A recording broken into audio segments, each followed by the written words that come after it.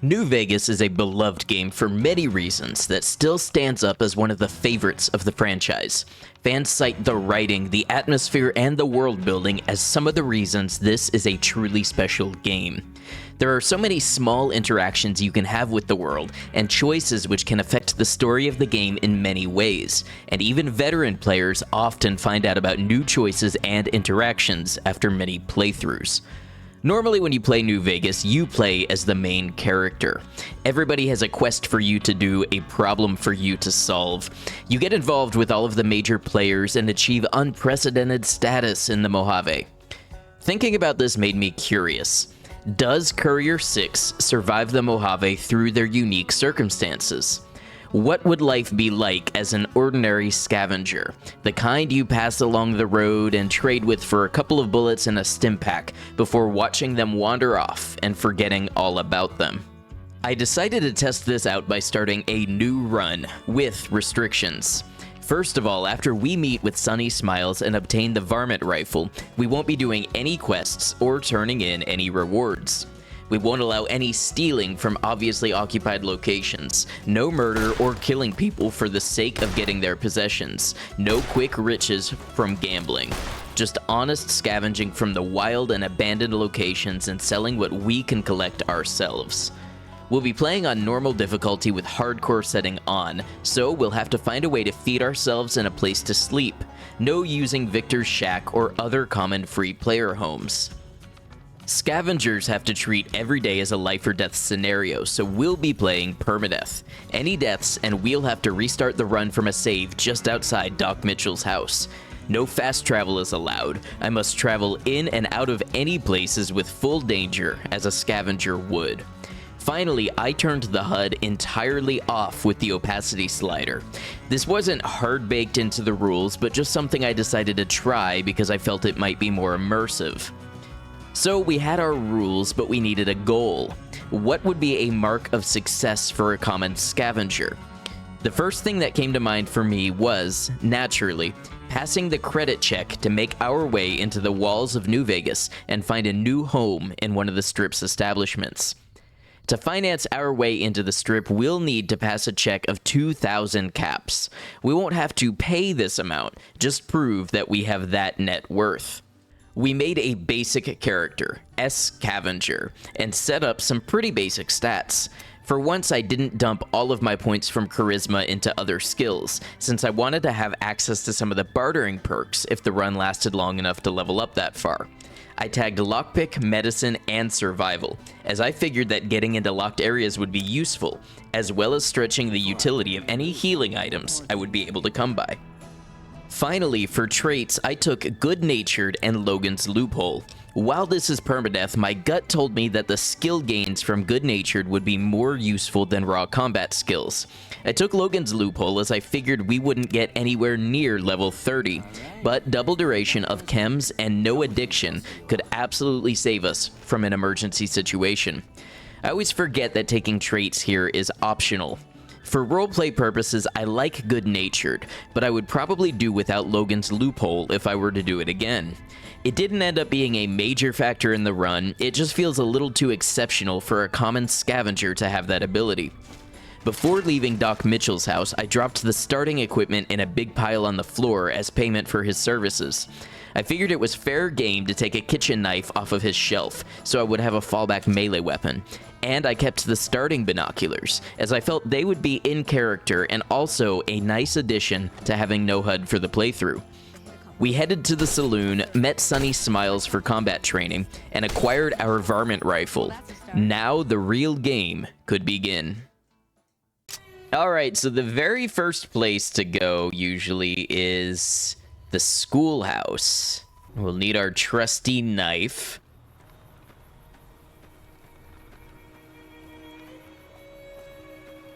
So once again, we won't be stealing.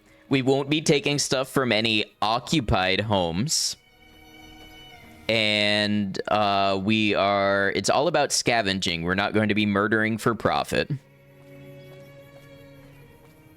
That I was talking to myself. Well, I record, when I stream, I record and make YouTube videos as well. So I'm always talking to somebody, even if that somebody is in the future.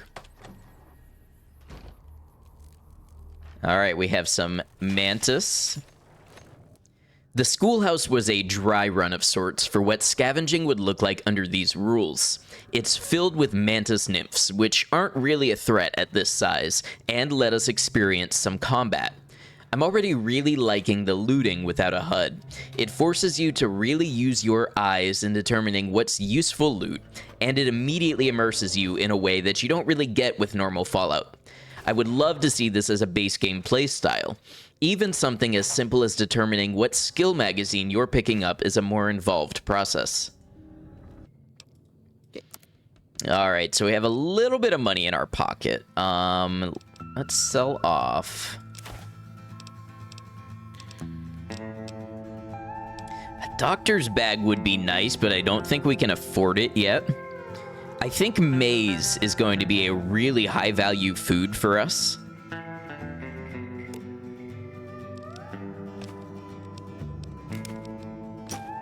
Alright, can we afford this shovel? I need one more cap. Okay, let's sell 2 mantis legs and we'll buy a shovel. We headed up the way to start where any sensible scavenger would, the burial mounds of would-be survivors who had fallen before us. Shovel in hand, it was time to do some dirty work.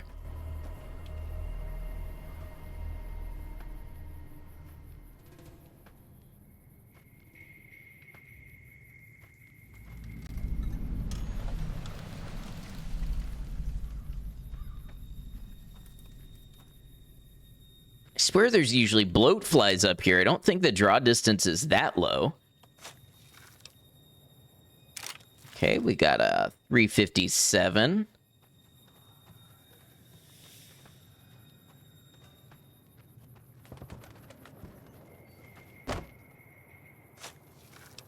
We got a jet.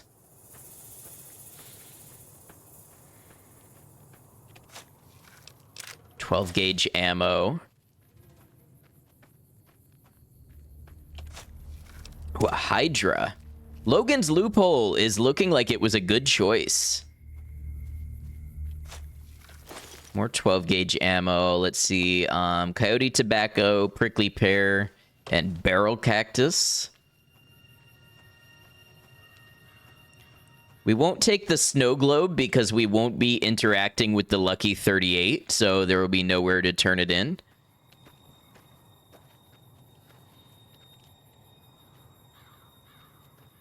Now, I'm a little worried. I think there's rad scorpions this way. But I think there's some loot at the little Yangtze Memorial up here.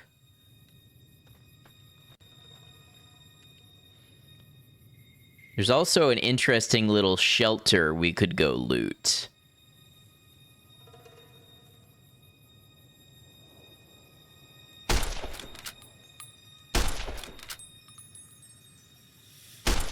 I guess this is what happens when we take good-natured and our gun skill is just atrocious.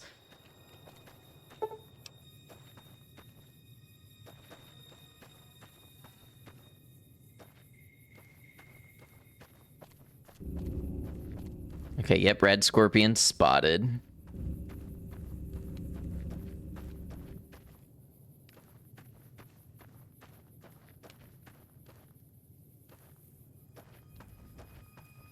Hey, Common Rider, welcome in.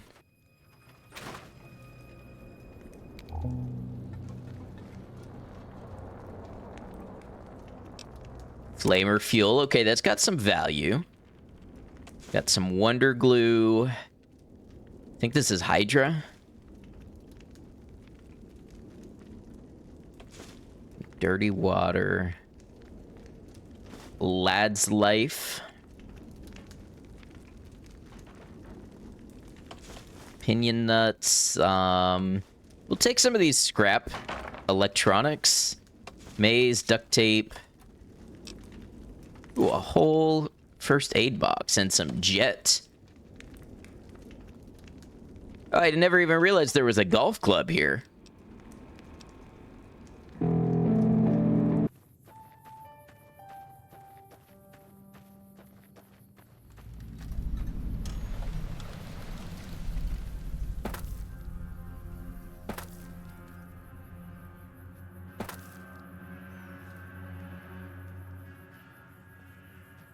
thought there was some stuff left up here at the memorial. Oh, I bet that's a hollowed out rock. I bet that's what I'm remembering. Ooh, and it's empty. Hey, look at this. A plasma rifle, even.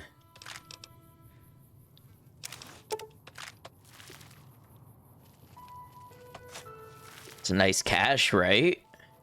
You think I missed if I explained what the win condition or end goal would be for this run? We're going to try to scavenge up enough money to buy our way into the strip. So that's the goal. We want to go from surviving to living the high life. Sounds simple enough, so it will probably take forever and hurt a lot. Yeah, when you count out thievery and murder for profit and quests, the amount of money sources in the game, you start to think about, wow, where am I actually going to make money? And this part of New Vegas is pretty desolate as well.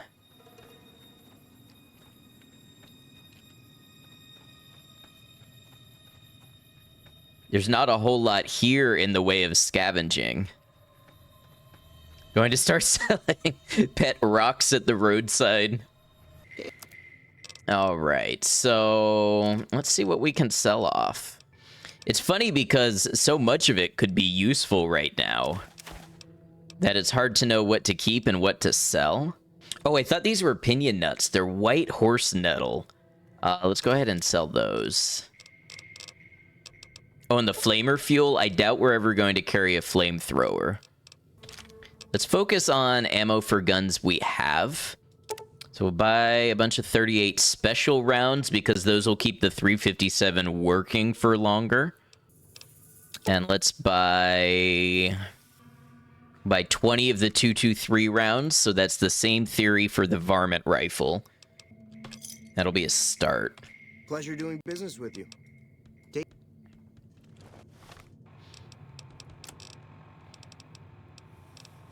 Okay, so probably what we want is, let's get 3, 4, 5, and 6. So far, we have managed to secure 20 caps. 20 caps for ourselves. Can you sell your organs? Honestly, with Old World Blues as a DLC, I would not be surprised.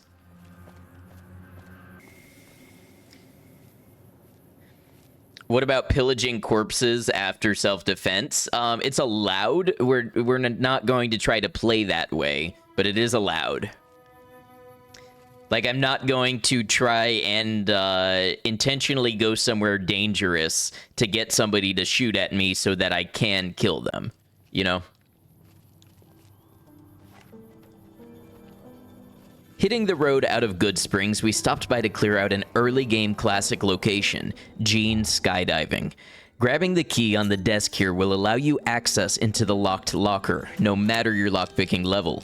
We found some fairly notable loot in here, including leather armor, ammunition for our guns, fission batteries with a pretty nice sell value, and even a plasma pistol with a good bit of spare ammo, putting us significantly ahead in our lot of starting weapons.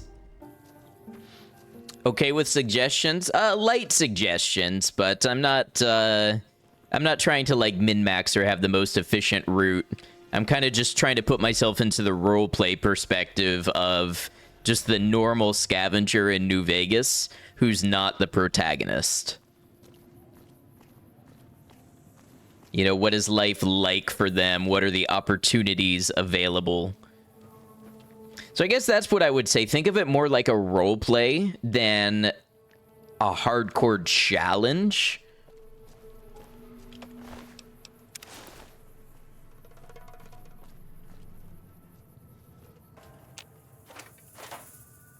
Avoid rad scorpions. Yeah, that is a great suggestion.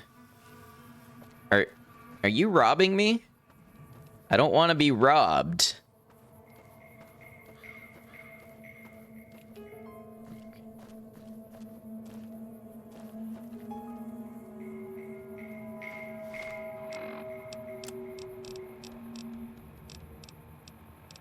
have neglected to buy any water that's not irradiated.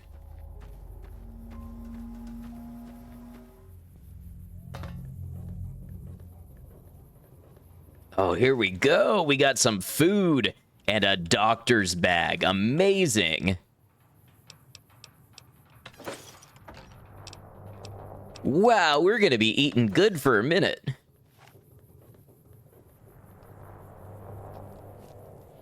That is an incredible find. You know that feels good.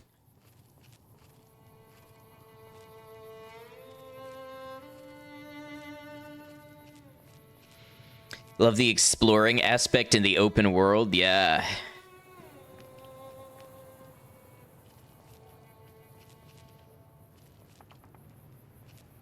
I'm gonna keep traveling on my way. And you're gonna keep traveling on yours.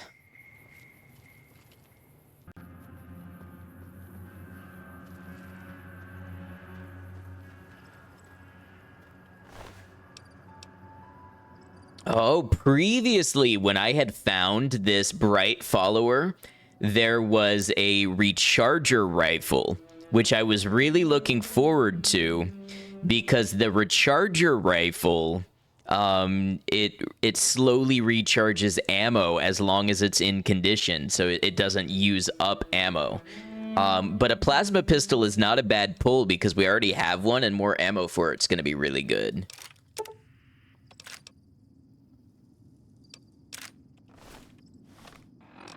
It'll keep ours in good condition. See, I love this challenge already because when I started out, I wasn't thinking to myself, plasma pistol, you know? But here we are. It's what has kind of naturally become the thing that makes the most sense for us right off the bat. Some days. There's your boy Snuffles. What's up, Snuffles?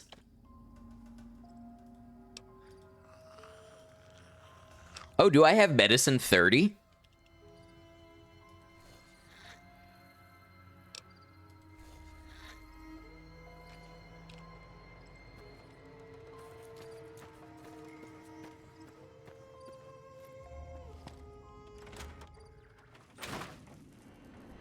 Hello. Let me ask you a question. What's the tastiest thing you've ever eaten? I've got this recipe for a Deathclaw omelet. You're gonna have to find another adventurer, Bam. I am not going after a Deathclaw egg for you. I don't care how good the omelet is. I have but one life. All right, so let's see what we can start to sell. Boxing tape, that can go. Knife. Oh, we need to repair our leather armor. We'll sell this grunt outfit. We're going to keep all of the aid supplies for now, I think. Couple fission batteries. Look at that. We're in big money. 100 caps. Conductor. Exactly. Doesn't matter how good it is if you don't live to eat it. All right. I guess we'll take some dirty water. And we'll take some Sunset Sarsaparilla as a healing item. Another satisfied customer. All right. Okay, we're going to head this time towards Primm.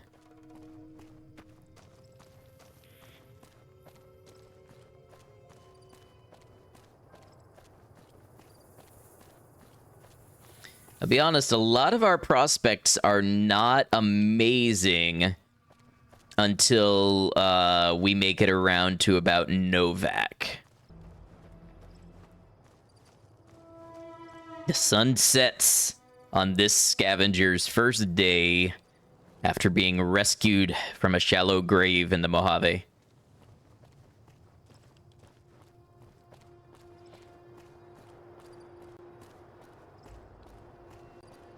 Where does this scavenger rest his head for the night? He's got to find a place. That's the thing. I want to figure out, like, if you're a scavenger, where do you sleep?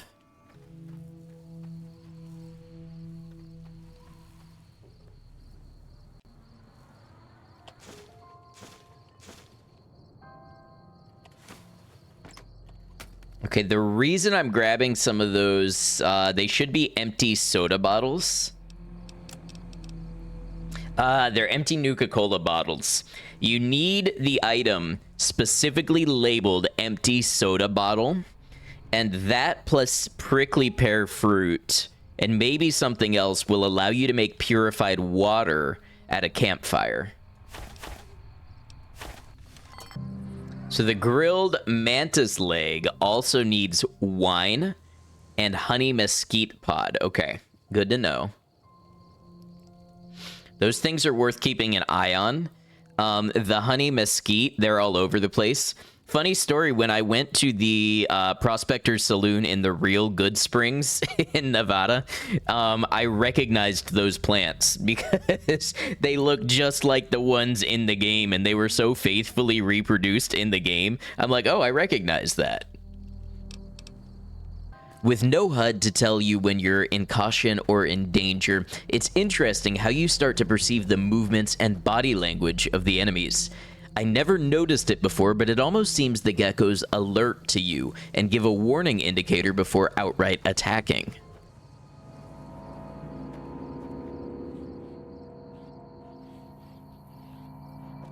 The interactions with them are really cool when they decide to, like, warn you instead of outright attack you.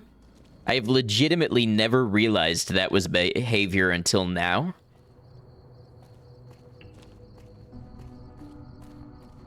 Hey, where the hell do you think you're going? Okay, so we're going to avoid this part of Primm. But we're going to pass below the overpass.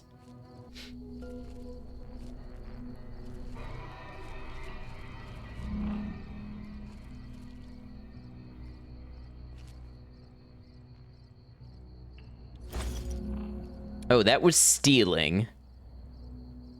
Well, it's hard to know what's stealing proper when I don't have a HUD. We worked our way into the town of Primm, but not the part of town most will be familiar with. The town is currently occupied by criminals, and while we might luck into some loot there, it does come at a risk. Instead, we're heading to the small residential area at the rear of the town. While some of these houses are totally destroyed, some still stand, and to our scavengers' eyes, they appear uninhabited. Of course, lacking a HUD, we don't actually know what is labeled as trespassing or stealing, so we just have to use our best judgment and scavengers' instincts. Alright, now remember the rules. If this is an occupied house, we're not allowed to steal from it, but if it's abandoned, then it's fair game.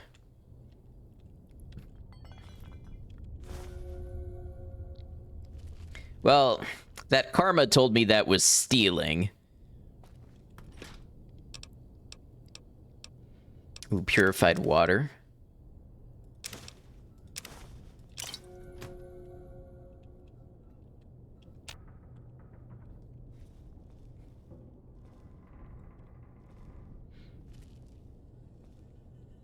Is this HUDless? Yes, all I did was I went into settings and I turned the HUD opacity all the way down. So we're trying it out. I think the rule that I'm going to roll with is if I'm playing with a HUD, then I can't take anything that's marked red for stolen.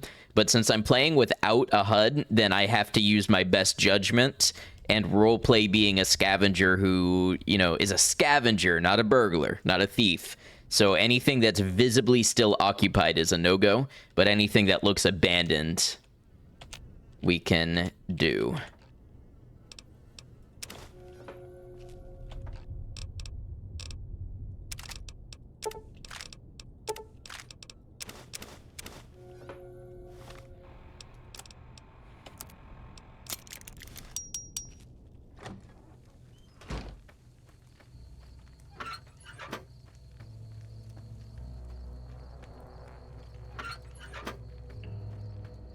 We won't pillage the Nash residence because we know that that is occupied. This one clearly is up for grabs. Is VATS going to work the same? I wasn't really planning on using VATS.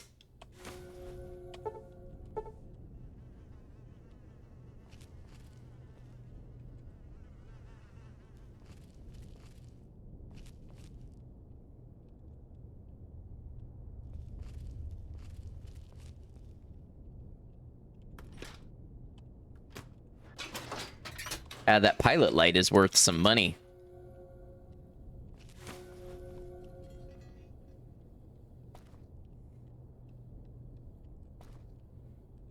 We're a little thirsty. Good thing we just found some purified water. Did I grab any traits at the start? I grabbed good-natured and Logan's loophole. I figure that we won't be making it past level 30 in this playthrough. And the ability to use drugs consequence-free might actually get us out of some bad situations. Logan's loophole caps your level at 30 instead of 50, so you can't get max level. But when you use drugs, they last twice as long and you can't get addicted.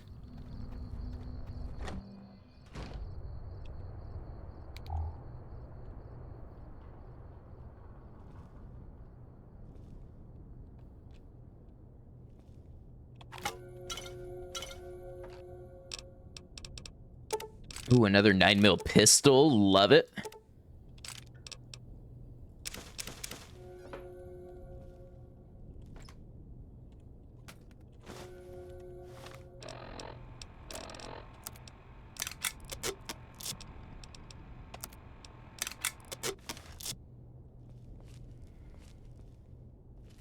This is pretty much everything you need to make weapon repair kits, except I think you might need a conductor. But a weapon repair kit is a very good thing to have.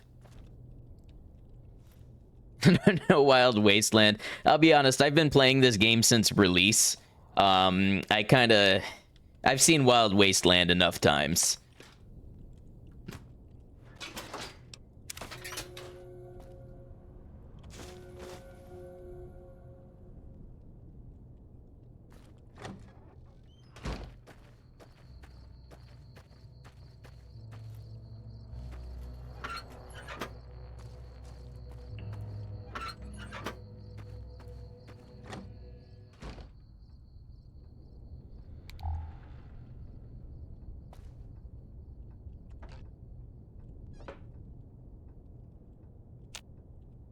You thought you could hide from me?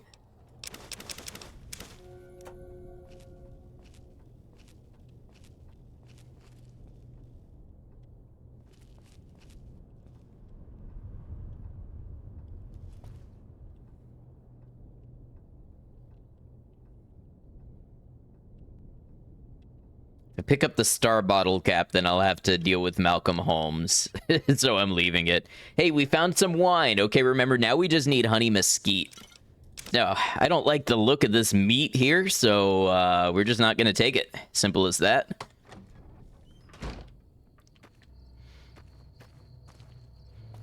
And out of the town we go, just as quiet as we entered.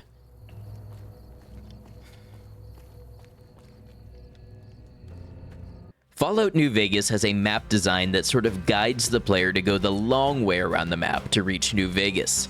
Cutting straight across to Vegas is possible for experienced players, but requires a certain amount of metagaming knowledge, and in a permadeath run like this, has a high probability of just killing our run. So we're going to head to the south until we hit Mojave Outpost, cut east across Nipton, then head back up the road, stopping at a couple of known locations until we make our way to the Strip. If we don't have our money up by that point in time, we'll at least be in the area to figure out how to earn the rest.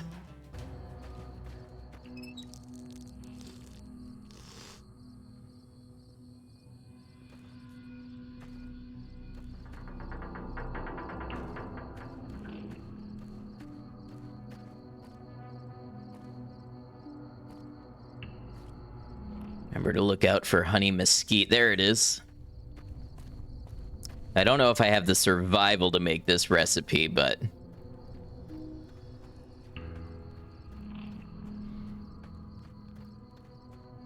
Do I have any comments on the fate of Oliver Swanwick this run? Yeah, he's gonna live because we're not murdering, sadly.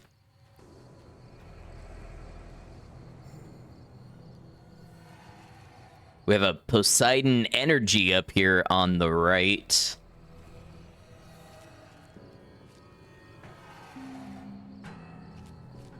Remember this? Have over 500 hours in.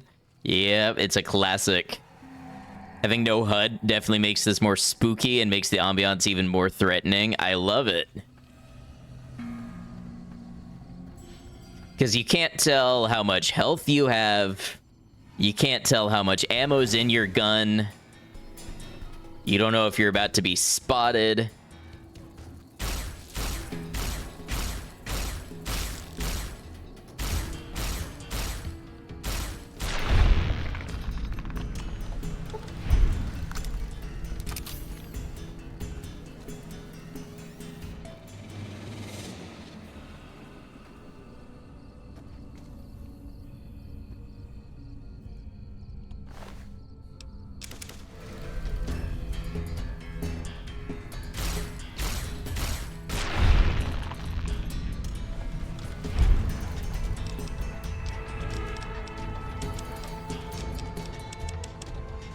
Wow, my energy weapon skill is so low.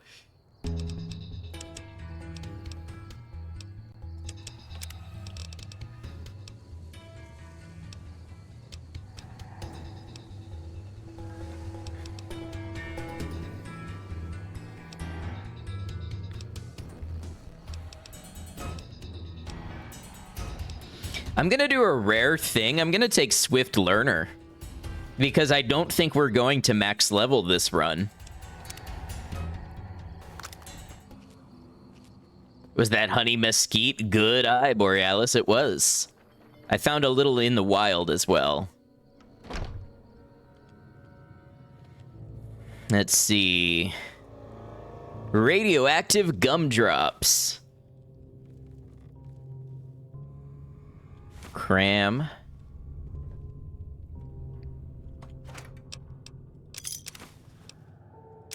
Turpentine, that's something. Blamco mac and cheese. Over here we have a Pugilism Illustrated. It'll be a skill book. It's a small detail, but coming across a locked cabinet here made me appreciate another thing about this run. You don't know if a container is locked until you come across it. And if you do, you don't know if you'll be able to open it. Normally, you'll get the overlay indicating what the lock level is. Then you can check your own lockpicking skill, see if there are any boosts you can apply, such as a skill magazine or mentats to get you over the level. Here you can still try those things, but without knowing what the lock level of the container is, it's a gamble that it's one that you're able to reach with those buffs. I feel this is appropriate for a scavenger who could only try to break in and simply find out if they pass or fail.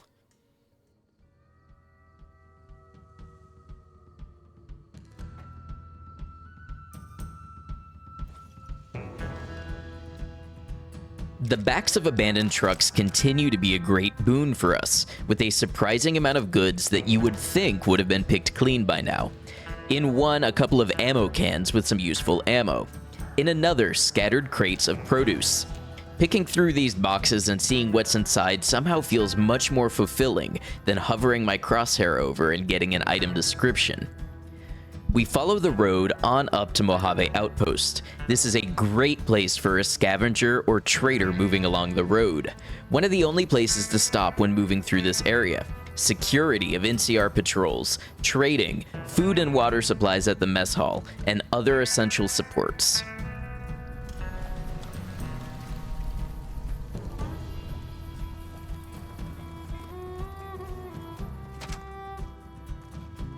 New face in the outpost.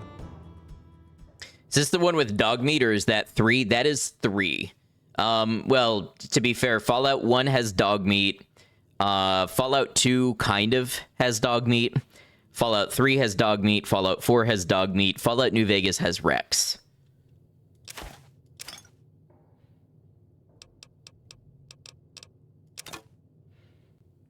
There's a good boy in all of them. Yes, and in 2, I want to say 2, maybe 1. There is also a cursed dog that jinxes you, and it joins your party without you asking, and then it jinxes you, so it causes a ton of critical failures for your entire party.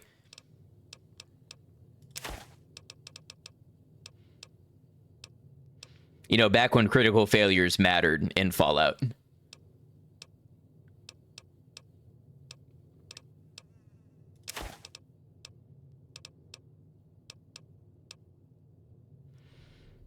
Is dog's name Lucky by any chance? I don't remember, but it very well could be.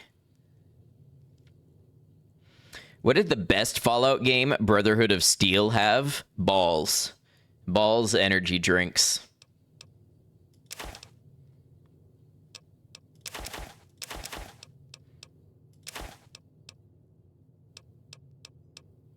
You should play it and make a video about it. Oh, wouldn't you know? If you do exclamation YT, you can go to my YouTube channel where I have played Fallout: A Brotherhood of Steel, and I have also done a taste test of balls. That's right. I have tried multiple flavors of balls live on stream, and I think everybody involved had a good time.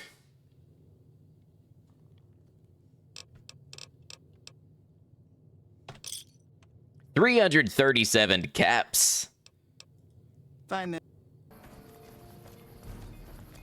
All right, now which one of you is the merchant and which one of you is the hired gun? Hey there. Hey there. Need any? Was just thinking, oh cool, we still have that sound. All right, let's see what we have. Ooh, I should get a metal helmet.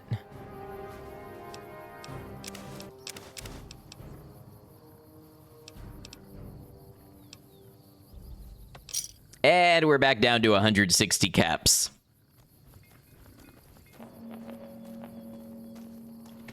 Oh, we should put our helmet on.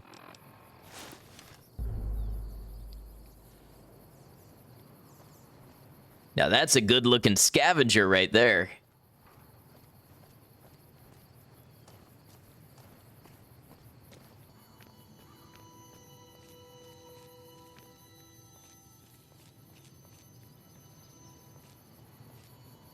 This is still such a scenic game. I mean, the atmosphere of it is just so good.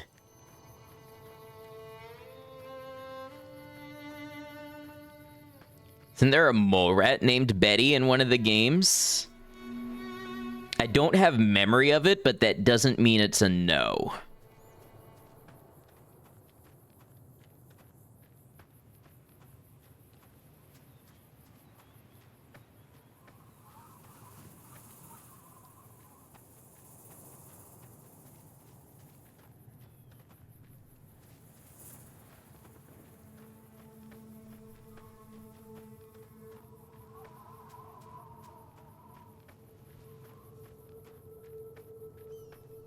You thinking there's one in Fallout 3? Could be.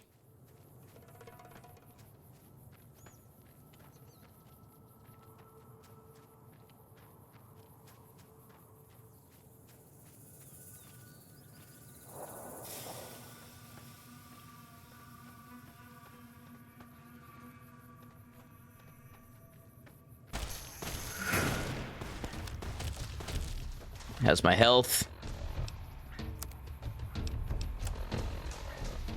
212.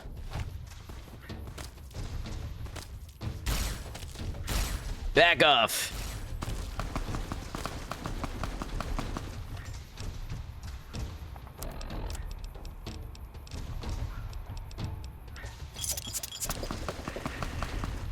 I think that's Jacqueline and Tomas firing at each other up there.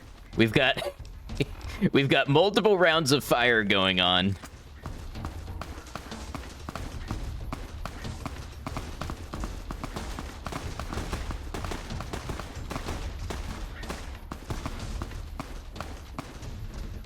It's a good thing we have our trusty head protection. Yeah, see? That's Tomas. Did you see that? That crazy bitch just attacked me out of nowhere. No time for strangers, huh?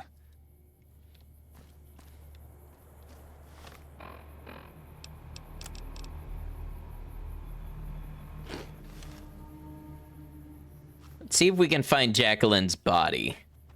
We don't murder for profit, but we will recycle what is no longer in use. You know that voice actor? Oh, probably. Ah, this raider armor is worth something. I must have been feeling pretty immersed here as I started to take fire. As the bullets started coming my way, I decided immediately to get off the X and start returning fire to keep heads down. One problem.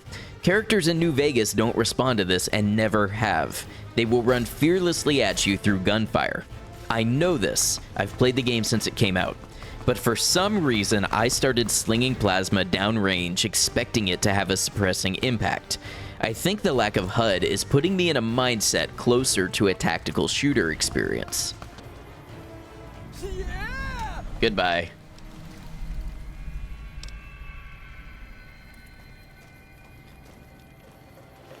According to multiple wiki pages, there is no Betty Rat.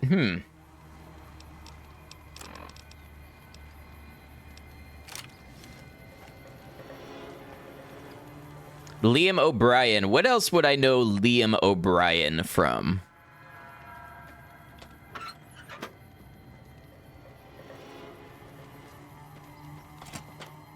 Oh, Critical Role. It seems like that's the answer always.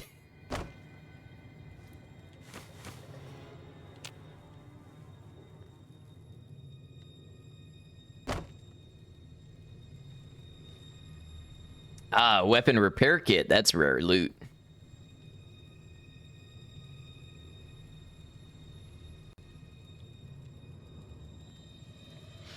Yes, we met Snuffles earlier. Snuffles is probably the most famous mole rat. We're gonna take all these packs of smokes. They'll be worth something.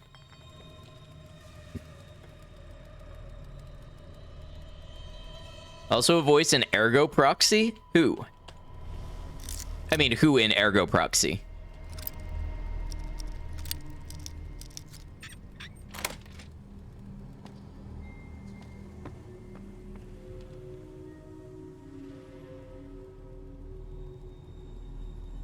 Vincent Law, that's right. That is Vincent.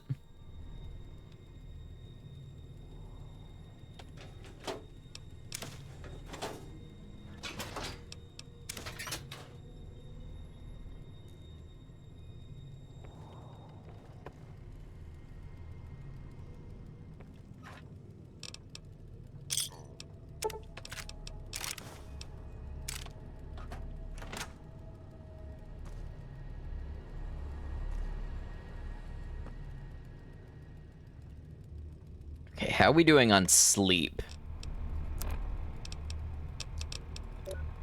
81? Honestly, we don't even need to sleep. How is it we've been awake for like 2 straight days and we're only a third of the way to the first sleep exhaustion level? I wish I had that type of power.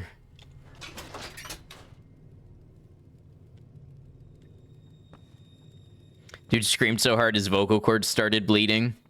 I want to say that was that also Yuri Lowenthal, or that was, I forget who. Ooh, Salesman Weekly.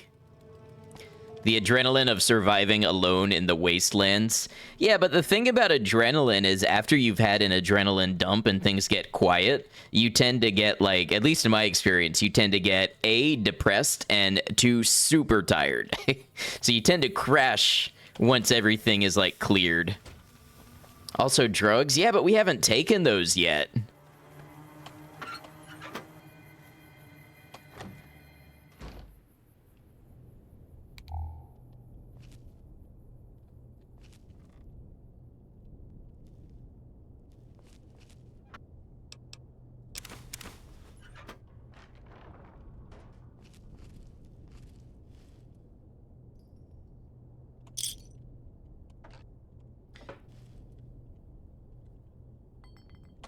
I believe that's an empty soda bottle.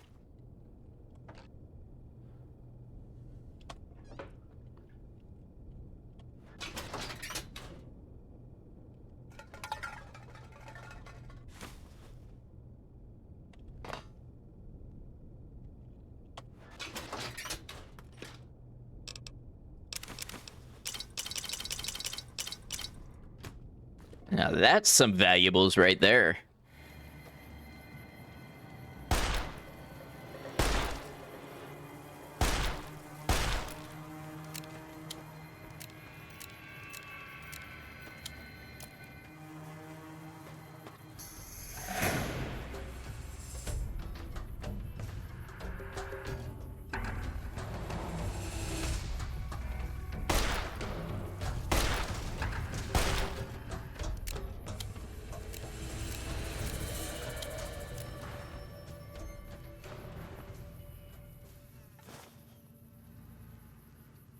There's a bed if I need one.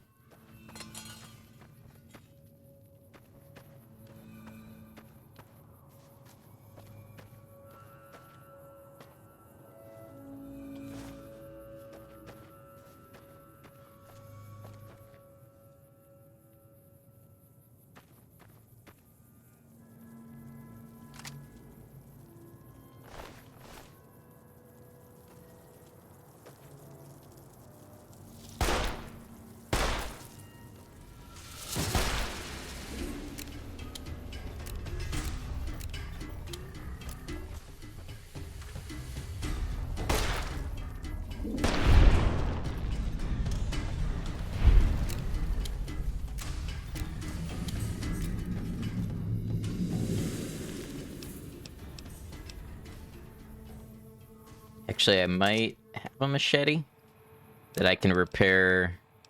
Yeah.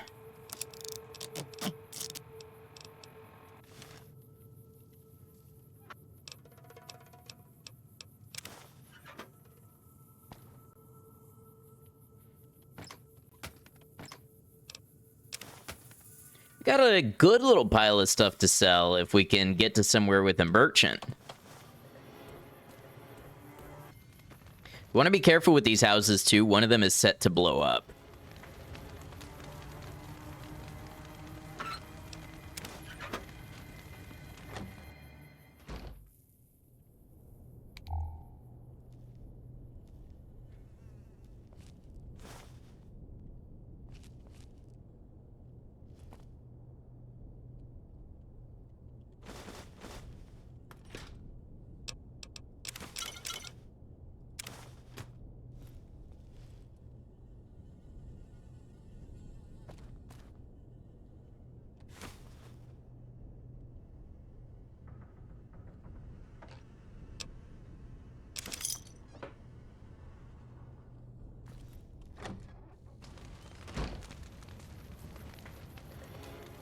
Am I allowed to save in a permadeath? I can save, like, to...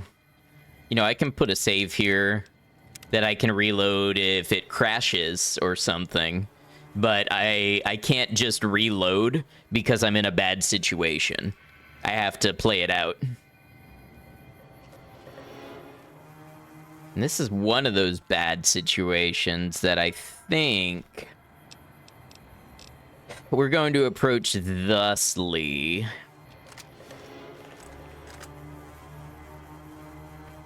See, if you go down into the valley, there's an ambush waiting for you on either side.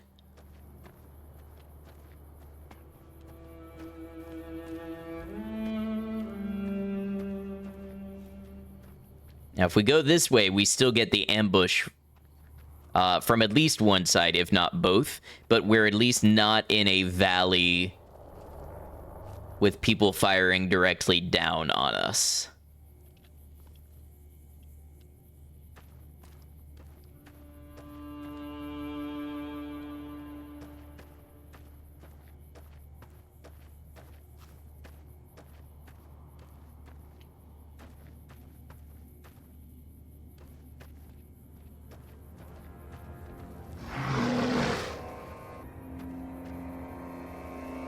Waves at Brahmin, so that right there is a bighorn or bull, and they are a little bit territorial. They are also a great source of meat and XP, but we're not going to be messing with them today. Exactly, bighorners are no joke.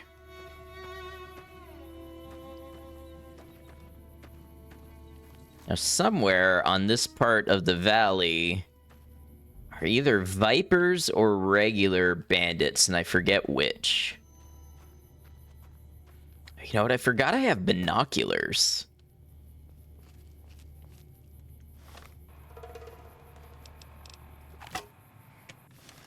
First time binoculars ever used in a New Vegas run. World record.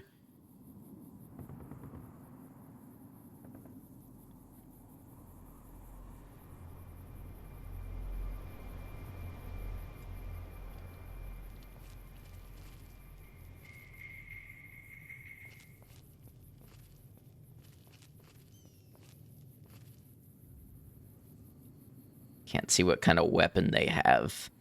The one I'm most afraid of has a grenade launcher.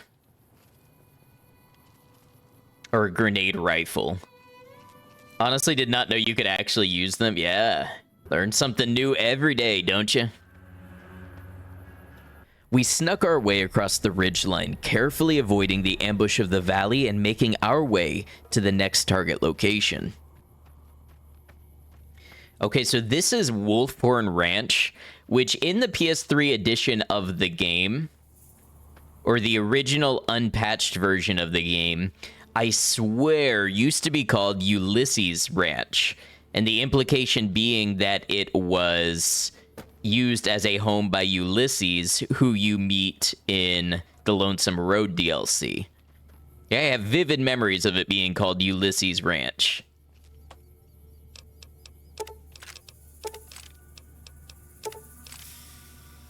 His unique weapon is still in the shack. See, I knew there was a unique weapon that I was about to go grab. I didn't realize it was his unique weapon.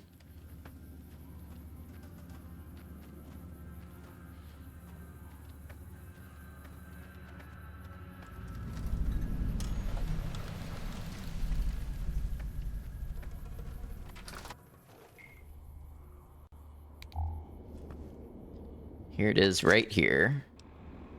Chopper. Bonus limb damage. So it does more damage than the machete. I believe it swings faster. And it does bonus limb damage.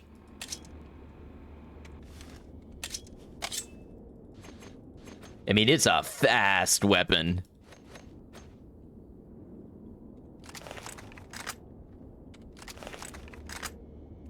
Was expecting some fancy sword or uber gun. Reality is often simpler.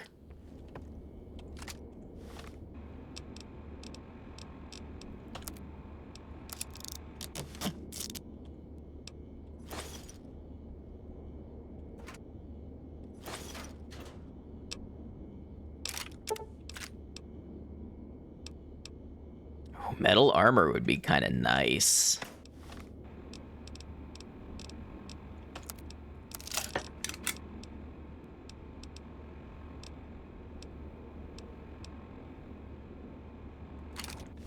Okay, we're gonna have to offload some stuff. Let's take advantage of this bed here. Get, you know what? Let's keep to a good sleep schedule. We'll sleep at night. All right, who's the merchant here? Hey there. There we go. First try.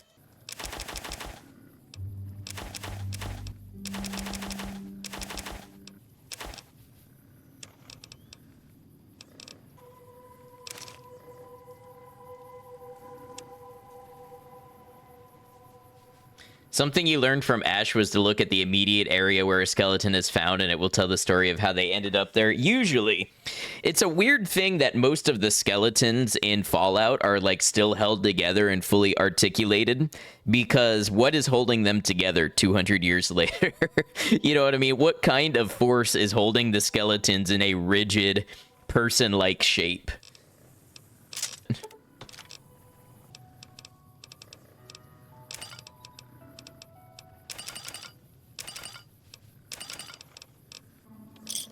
Hey, an even 500 caps. We're actually a quarter of the way to our goal of being able to get entry to New Vegas.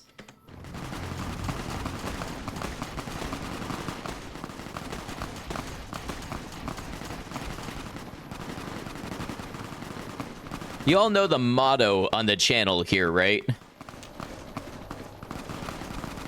The motto is that gunshots are the sound of not my business.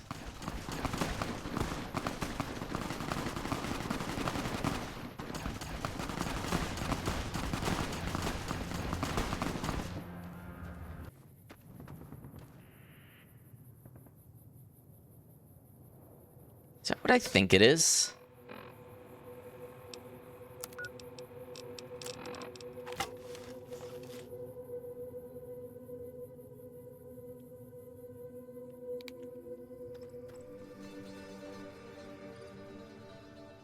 Okay, there's raiders there now, but I swear one of those train tunnels that looks just like that is surrounded by death claws. And I also think I've encountered death claws going over that ridge before. Why is there a whole group of dead people here?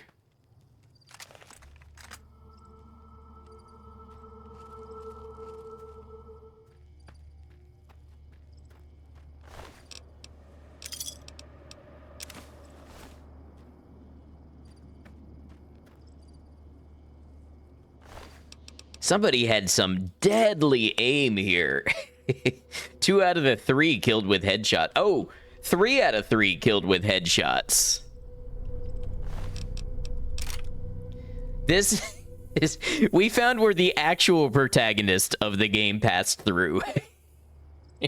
And left the bodies with just headshot after headshot. That's where the player character went through.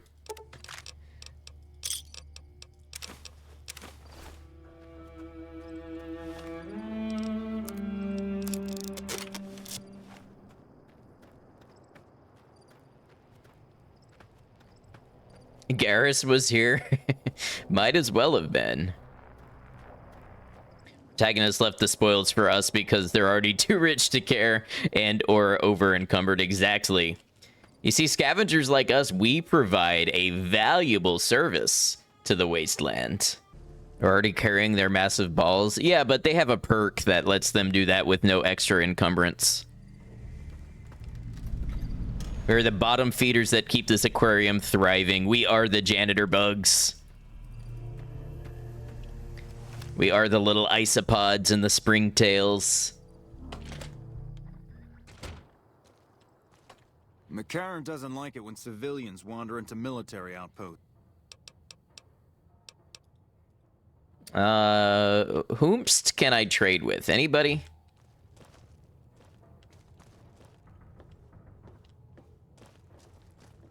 I don't know, and I don't have any HUD indicators for what's considered a hostile action. So, goodbye, Ranger Station Charlie. Is this Charlie? Yeah, Charlie. Rest in peace. You will not survive until our next encounter. Novak was a bit of a landmark for us on our way to New Vegas. It was the last major stop we'd need to make, and the sun was setting as we walked into town. Honestly, we still didn't need to stop and sleep, but it felt thematically appropriate to do so. I understand why the sleep mechanic is balanced the way it is, especially if one is using fast travel, but it honestly feels like it's a really minor consideration at this point in time. Still, a scavenger who had made a bit of money on the road would probably want to stop at a settlement like this for a soft bed, a door with a lock, and running water in the bathroom.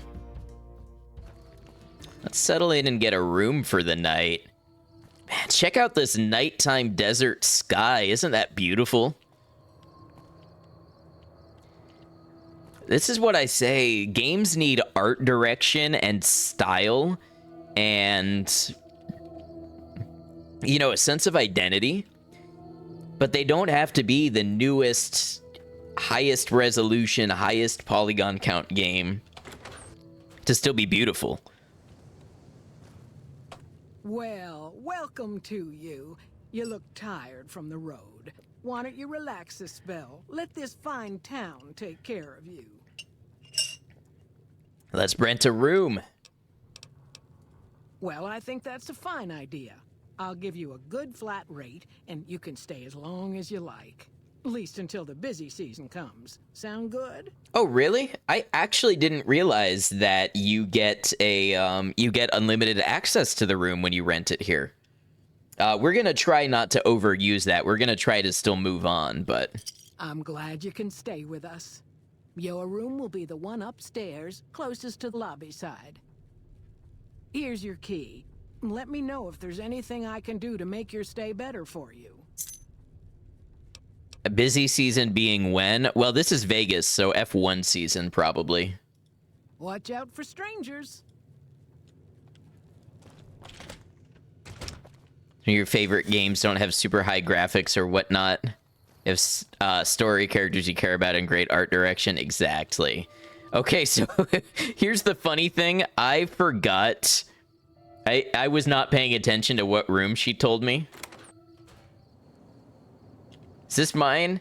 I feel like she said the one all the way to the left.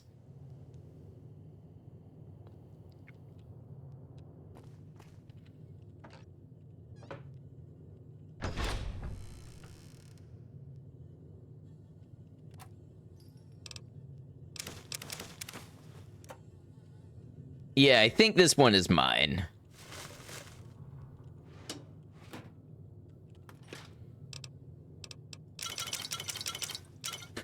Look at me, I'm scavenging the minibar. Don't drink from the toilet. Don't tell me what to do with my own room. All right, it's 9 p.m. How about we turn in for a nice 9 hours of sleep? Get up bright and early at 6 for a day of scavenging. We should be well rested as well. Go ahead and get our purified water. And the sun is just coming up. Let's see if the dino shop is open. Best to scavenge well rested. Exactly. When you are tired, you make more mistakes. Okay, looks like the shop is not open yet.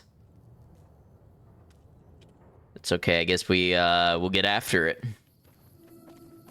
Now, the Repcon test site could be a good place to scavenge, but I'll be honest, it could also be a good place to perma-die to a Nightkin. Morning. What are you doing all the way out here? Why aren't you at your doctor's tent? What can I do for you? Yeah, and I need...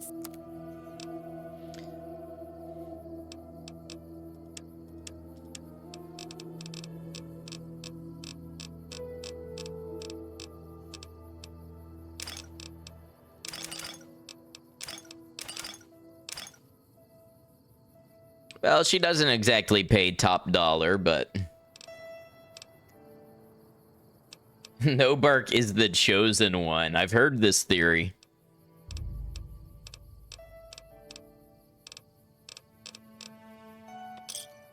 Thanks. Bye.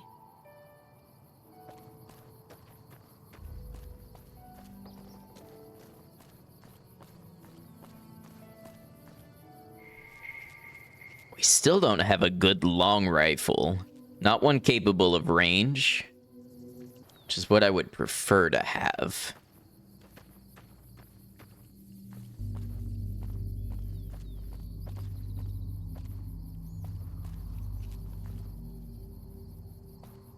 Gotta be careful going too far that way. You run into Cazador territory.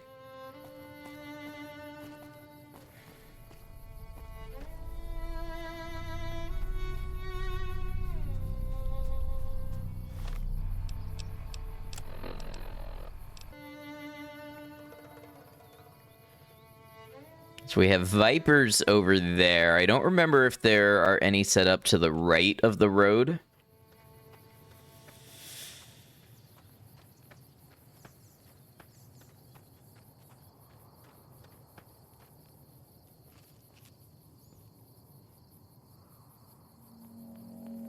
I would just love a hunting rifle, a trail carbine, something with a little bit of distance on it.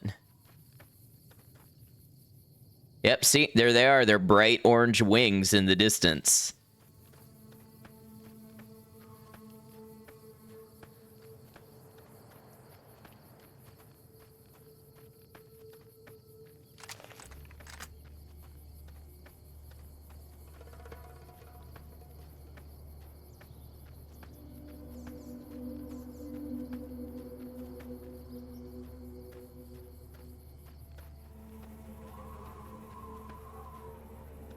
I love how there's random automatic gunfire in the background in much the same way that Project Zomboid does that.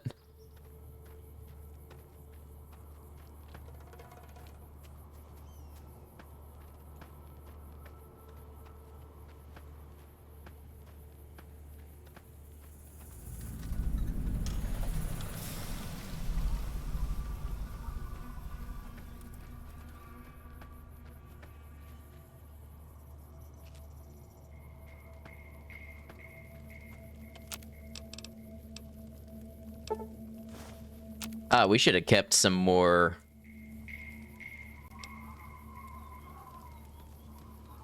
Should have kept some more wine. And see that what I was saying earlier, the cactus water recipe just came in handy there. It looked like we could also make a Nuka-Cola, although I might have used, yeah, I used some ingredient I needed to do that, but the survival, the crafting consumables is actually very useful in this game if you invest in it.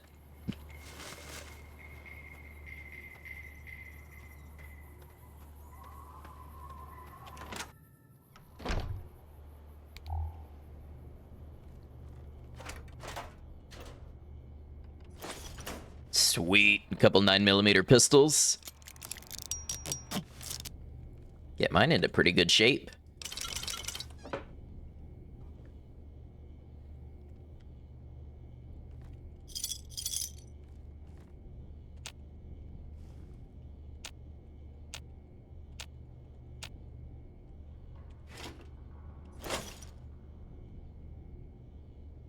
Was wrong, that gun isn't in his shack, but there is USA propaganda from the oil rig. I don't know that that gun is the Chosen One's gun. I know it's the model of the 14mm pistol in Fallout 2. But I feel like it was also supposed to be a Blade Runner reference, because it's the dual trigger Steyr action pistol inexplicably made into a revolver.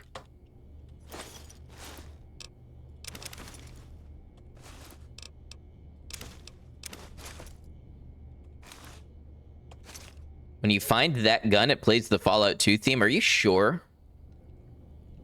I know there's the mysterious revolver that plays the mysterious stranger theme. Hey, Caliburn, welcome in. Good to have you.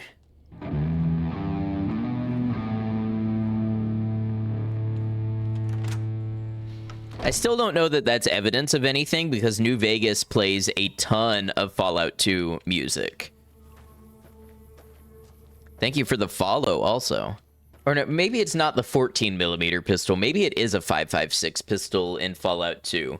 I know Fallout 2 has a 14mm pistol, but now that I'm thinking about it, they might have reused that as the 12.7 in this game. Love New Vegas? Me too. Nobark also mentions cave rats, which are only in 1 and 2. Yeah, there's a lot of things where it lines up, but there's just a lot of references to 1 and 2 in general. You've got references to Klamath. You've got references to the cafe in Fallout 2 that serves the Deathclaw omelet. Like, there's a lot in general.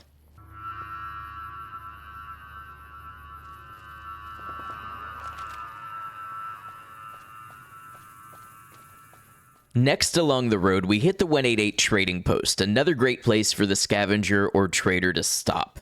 There's the famous Slop and Shop here, where you can trade in any scavenged equipment while getting yourself a hot meal and something to drink. For those with more caps plinking around in their pocket, there's also an NCR arms trader here with some high-quality equipment for sale. From here, the Lucky 38 can be seen clearly in the skyline. Okay, so we've just about made it to New Vegas, but the interesting part here is we have to figure out where we're going to get our money to get into the Strip.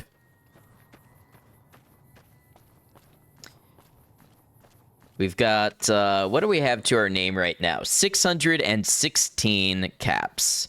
So we are just under a third of the way there. So we'll have to figure out what in the outlying areas will be a good source of money for us. I'm thinking we go in and we loot cerulean robotics.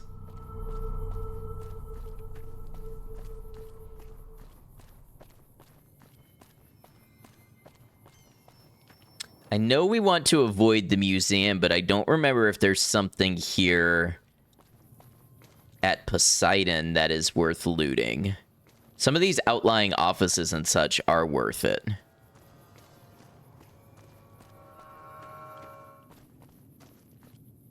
I really shouldn't poke around places that I don't remember.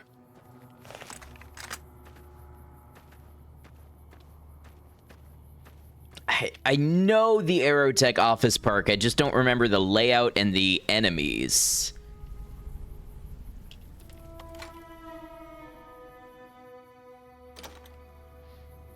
I think it's like settlers, refugees. Yeah, they do look like settlers or refugees. And for that reason, I can't quite tell what I can scavenge and not.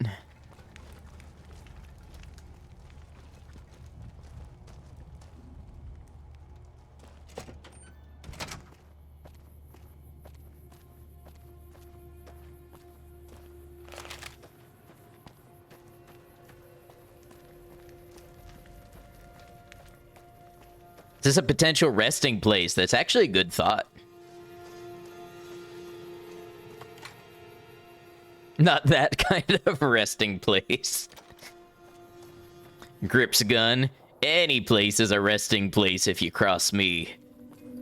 Hey there, need anything? Sure. I don't know that I've picked up too much worth selling here lately. You know, it's just sinking in that I have a grand total of 3 stim packs to my name right now. So that's the thing, is a lot of the stim packs in the game, obviously, in the world of Fallout, the stim packs are kind of hoarded. They're valuable. So they're given as quest rewards. You buy them, you steal them, you take them off enemies. We're not doing a lot of killing. We're not taking quest rewards. And we don't have a lot of money to buy them, so we're just going to end up with a lot less, and that's why survival is important. And now these are dangerous streets. We got to be careful through here.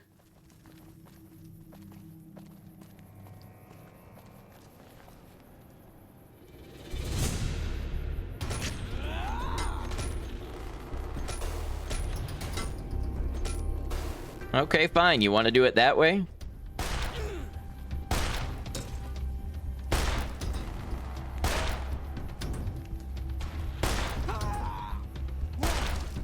Wow, you're tanky.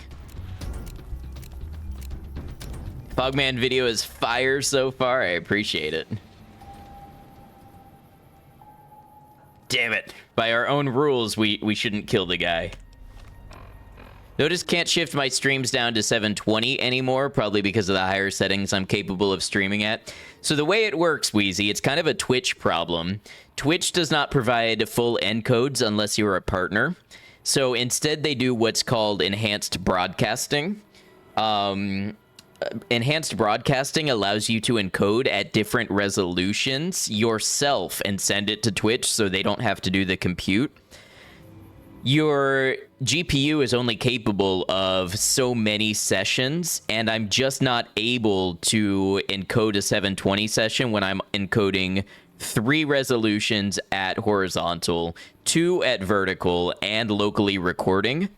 I am out of GPU sessions to encode the 720 version, and Twitch doesn't offer it. That's one thing that YouTube is a lot better about than Twitch. YouTube does the transcoding themselves. So Twitch is a little behind the times.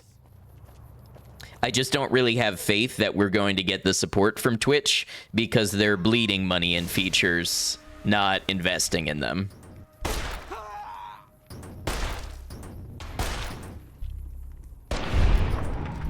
My guy, did you use a stim pack or something? That was like 8 357 rounds.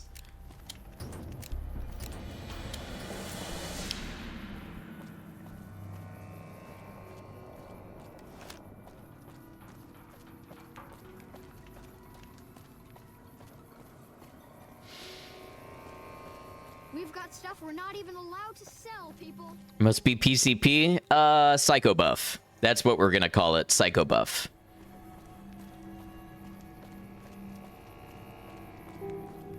Okay, we're going to check cerulean robotics for scavenge, because I believe the animals are mostly varmints, and there might be valuable electronic and crafting materials in there.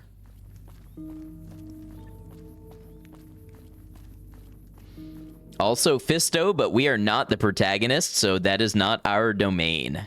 Watching this makes you want to go and play Fallout again. I get that response so often.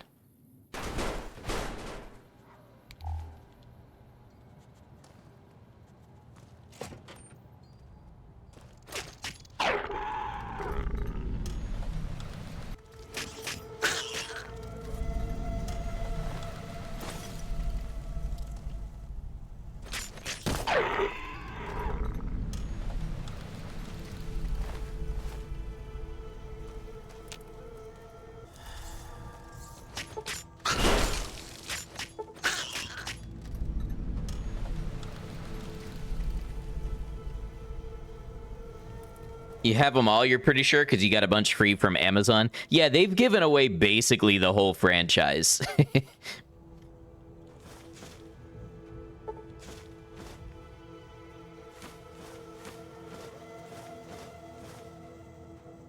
Bunch of sensor modules and pilot lights. Those will be worth money.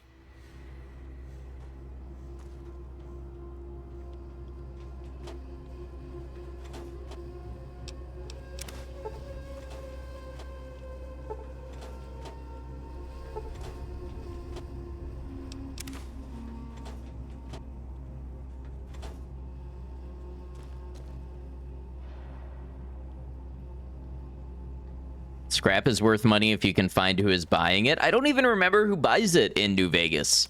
I know in 3 they buy it at Megaton, and I know in New Vegas you can donate it to the boomers for favor. I don't remember anybody in New Vegas buying scrap metal at a higher price per unit.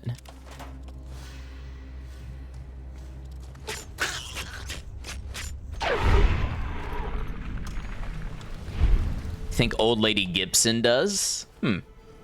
It's a thought.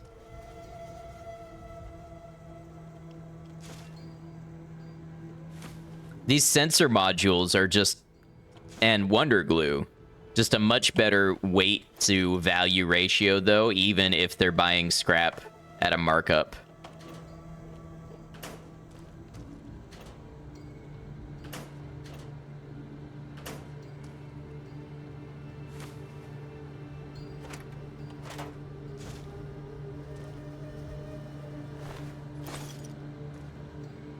Okay, and with that, we've got a full backpack. Let's go see Mick and Ralph, and or the Gun Runners.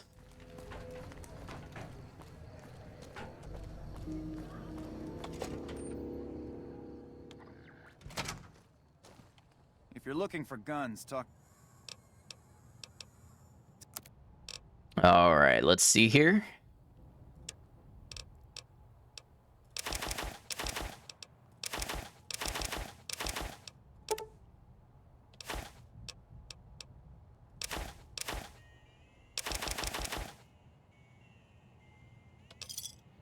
Okay, that's 968.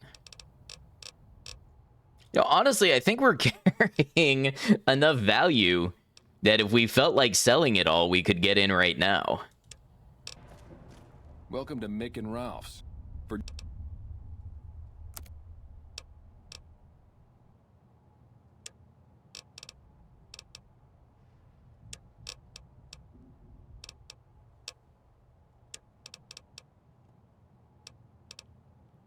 We can definitely slim down some of the aid that we have.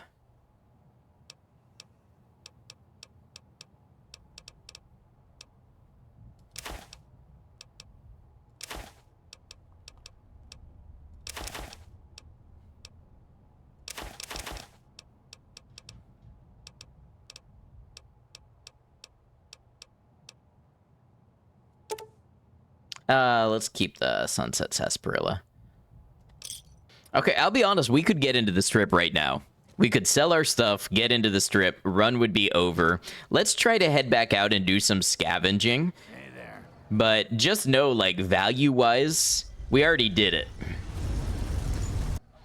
Now, is that a good roleplay answer? Maybe not, because to do that, you'd be selling, like, your good equipment. Not really scavenging for the money, but I think it's interesting to note. We're level 2. We got to the strip in 2.5 hours, and if we wanted to, we already have enough money to get in there with no quests and nothing like that. So we could call it a victory here, but A, that would be the run over after just 2 hours, and B, I don't like the implication. It's a funny image to imagine our scavenger hanging up his equipment, selling all of his guns and armor, and walking into the strip in his underwear to start a new life of luxury. But we're going to head back out and see what it would take for us to make the 2,000 cap credit check with more petty scavenging. In fact, I almost feel like this right here will do it.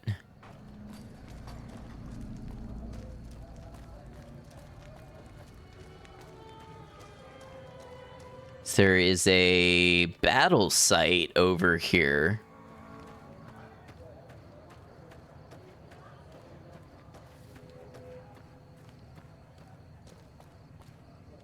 One of these. I mean, look, plasma rifles, combat armor. This right here, 3,000.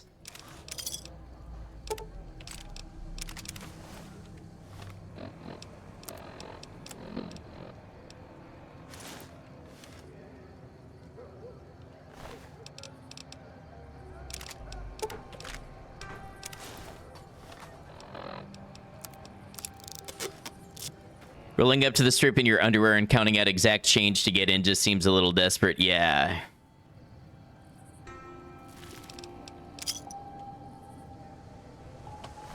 Camp Golf is a good spot to borrow things, so we're not stealing. We're not taking anything that doesn't belong to us, but scavenging off the battlefield is different. So here again, if we wanted to say we're a scavenger and we just got, you know, instead of repairing that combat armor, I could have just said I got a lucky payday and bought my way into the strip already.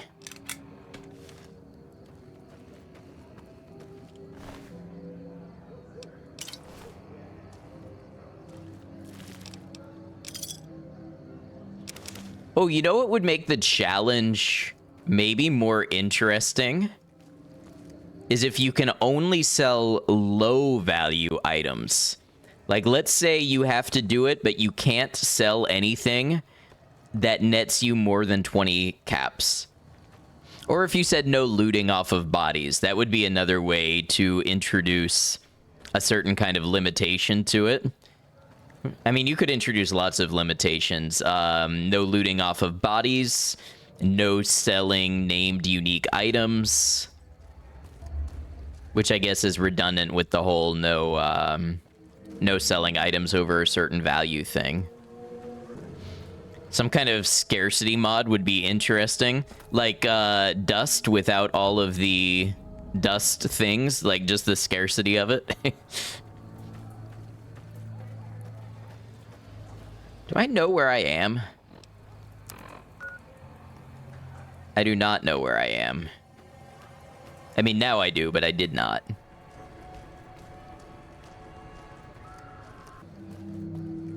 Brahmin Bill would be a good name for a caravan. One of you buys stuff, right? Somebody. Hey there. Howdy. Hey there. Need anything? Sure.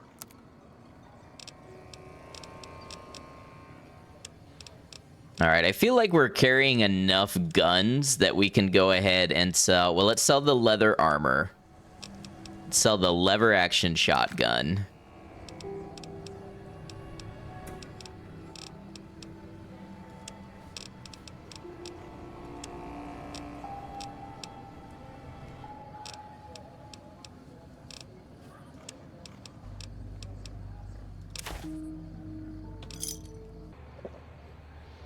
I'm having vague memories of a death claw in one of these, and I don't remember if it was a mod that did it. It might have been a dust thing. I know there's Mad Brahmin. I just don't know why I remember there being a death claw so close to Vegas here.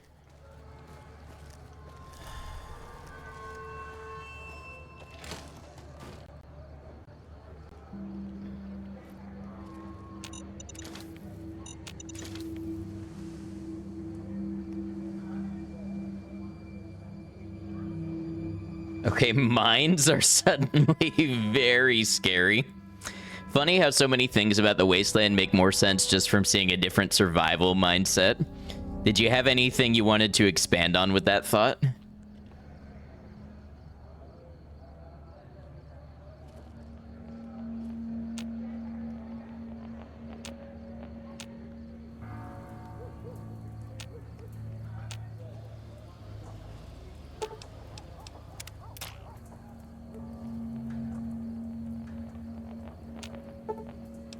Okay, I would need explosives 30 to disarm that.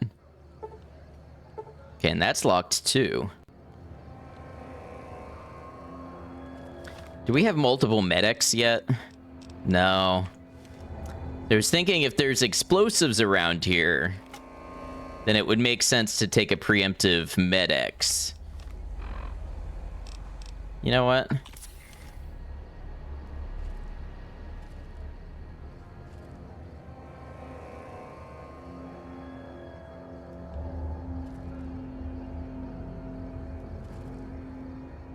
Well, that was for naught.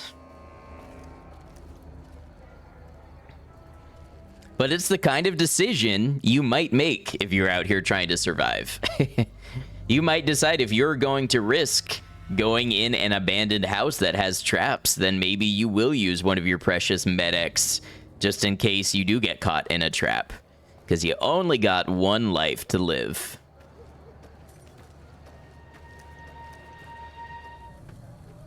Remember thinking about things like Super Duper Mart or other locations that would be obvious caches and would be picked over quickly, wondering why they weren't empty. Well, scavengers can only carry so much. Every trip carries risk. Someone may move in and guard it or hoard it. Yeah.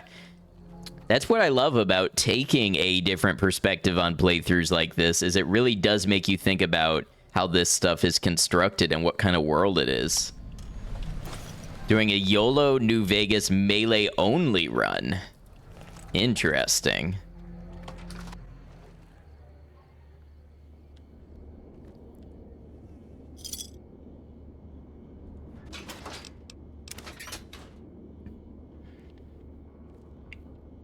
You know what would be the ultimate test of this? I don't know that it's possible. But the ultimate test is doing this with somebody who hasn't played New Vegas, doesn't know where the loot is, doesn't know where the safe areas are. Kind of like the way that I played Kenshi. Man, that would be an incredible run if somebody took a challenge like this and didn't know anything about the game. They would obviously fail a couple of times, or most likely fail a couple of times, but it would be that raw experience that you just can't get again. We have the limited edition BB gun here. You barely remember any of it? Does that count? Sure. Volunteered.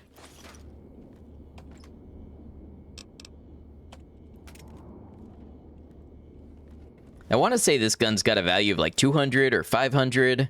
492, yeah. So once again, if we wanted to sell that unique item, challenge done. Yeah, I feel like there's more factories and things we can loot out here. I know on the other side of New Vegas, I should have stopped at the office park, the one that's overrun by the ants. I feel like that would have been some loot. There's a lot of these places that I know are money that are just a big risk when you're at level 2, not a combat-oriented character and doing permadeath.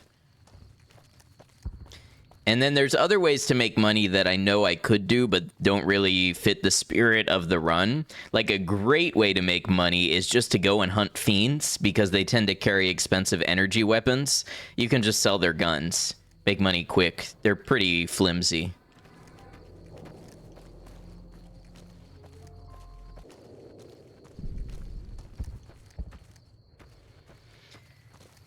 There's an H&H Tools factory, but I want to say it's patrolled by Mr. Handy's or Mr. Gutsy's.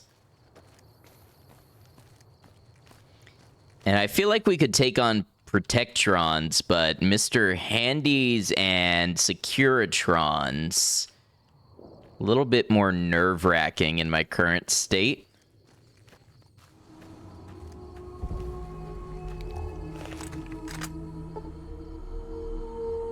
I don't know if that means it's locked.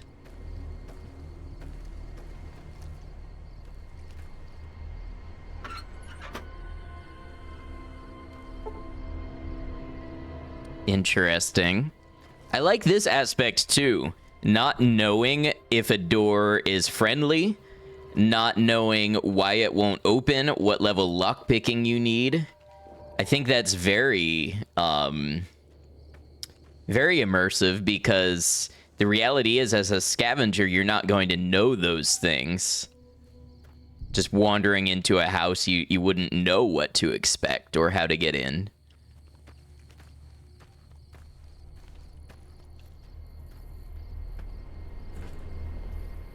Well, somebody cleared out the airstream already.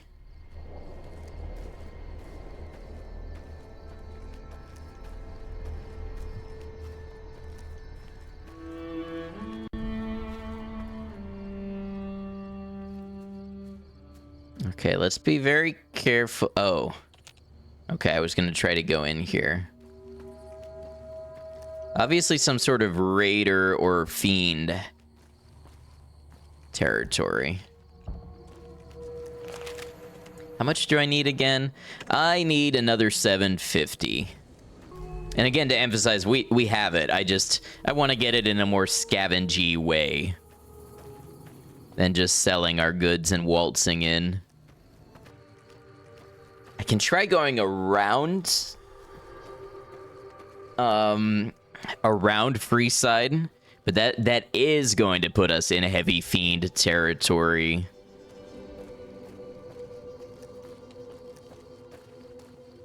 And I think landmines as well. Yeah, that's the H&H Tools factory. I don't know if it's worth a poke in or not.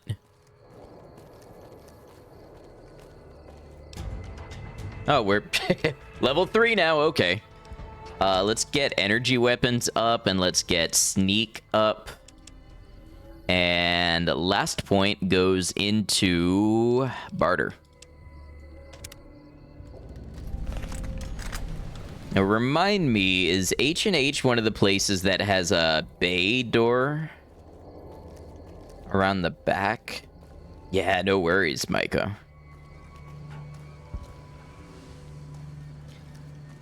It is not. I'm thinking of one of the office park / warehouses over on the other side. So we'll kind of head that way.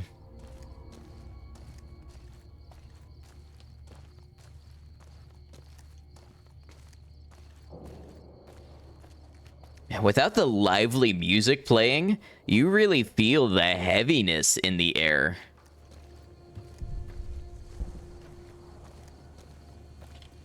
That's a fiend.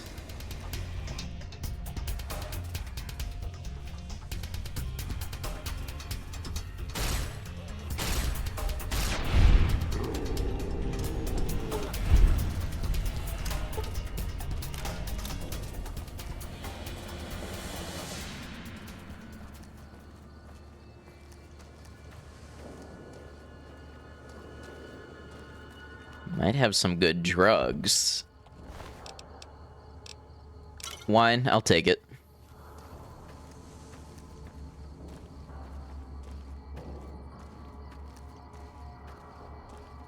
Couple of dumpsters, I'm not above it.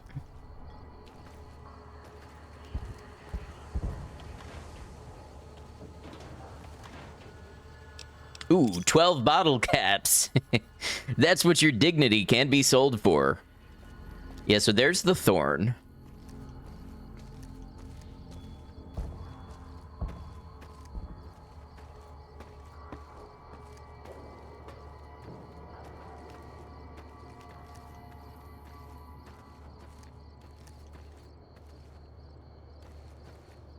Worried about Fiend casually Mozambiques the dude from 20 yards. Listen, just because I've got some skills does not mean I feel the need to go testing them. So there's the Monte Carlo suites. The thing about the Monte Carlo suites is I can't remember if the people inside are inherently aggressive or not, and I almost guarantee that any scavenging I would be doing in there is stealing. Also need to be careful because this side of the tracks has landmines. So just look for the red glow. What I'm more worried about is if they're powder charges. Those are harder to spot.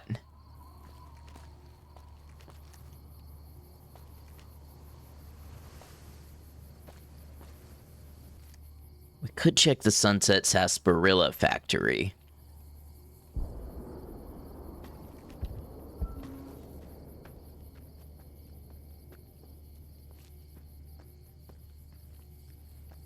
I don't remember what the threats are in here. My gut tells me varmints and secure protectrons. What if we just drank enough Sunset Sarsaparilla to get into the strip? Just drink 2,000 of them and you get in.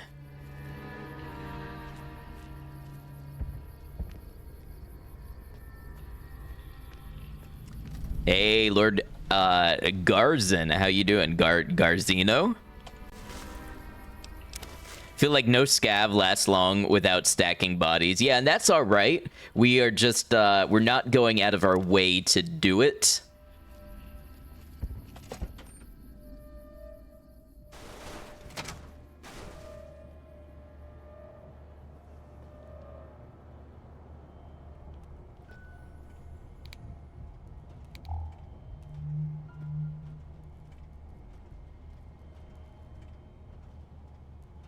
That sounds like a protectron.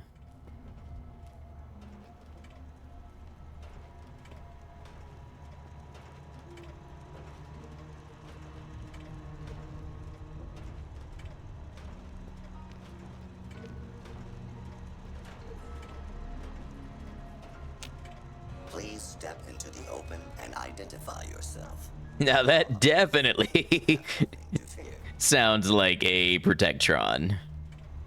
Please step into the open and identify yourself. Playing Fallout New Vegas Ultimate Edition for the 360 will welcome in.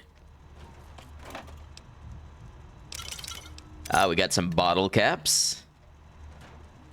Scanning for hostiles.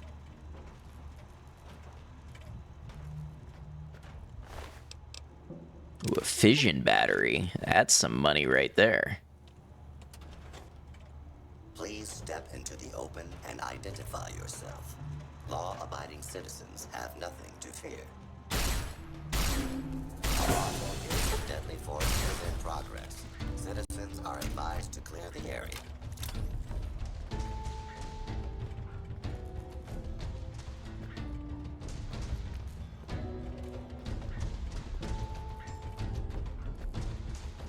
This area clear. Proceeding with search protocol. Do not make any further escape attempts, lawbreaker. Okay, what are they doing per shot? Oh, like 6? Firing weapons.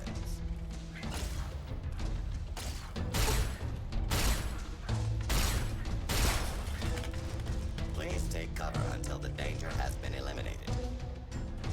Oh, I forgot. I don't have that many microfusion cells.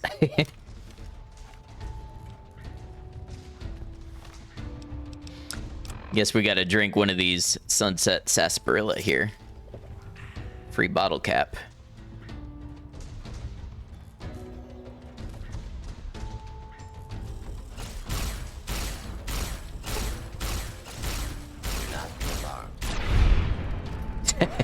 For half a second, I thought that kill cam was for me.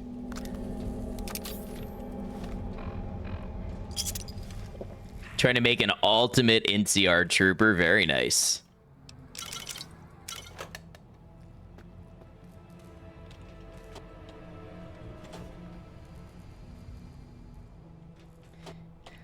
Yeah, the kill cams in this game are very jump scary. That way, they will make you think that you are the one who died.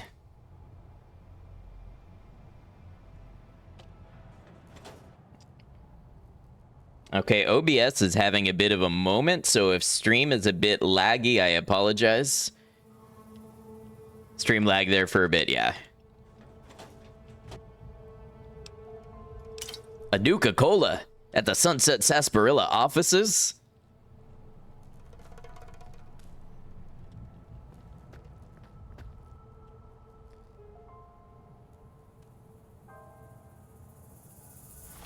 What are my options here?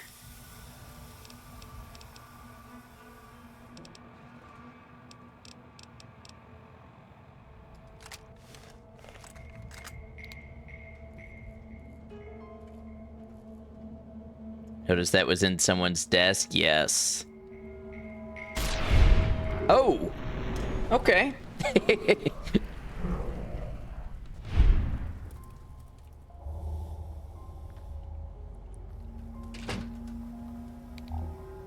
You know, this is really fun when you have no HUD. You can't see your own health.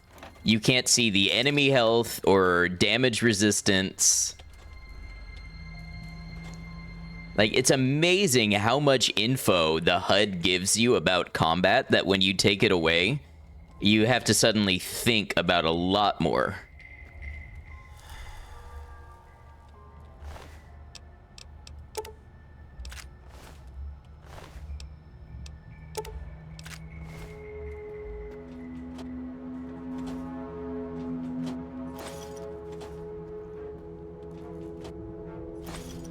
Next challenge, actual blind playthrough, no visuals.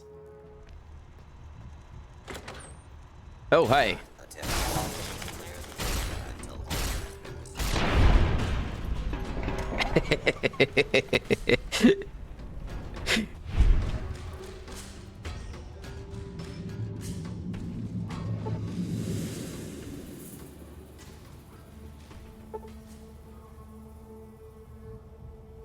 Worried about anybody above?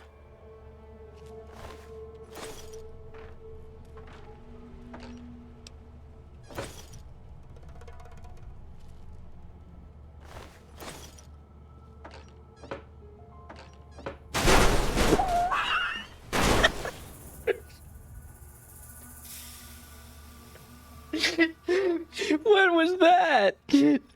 Fallout New Vegas, are you okay? I thought I exploded and the run ended.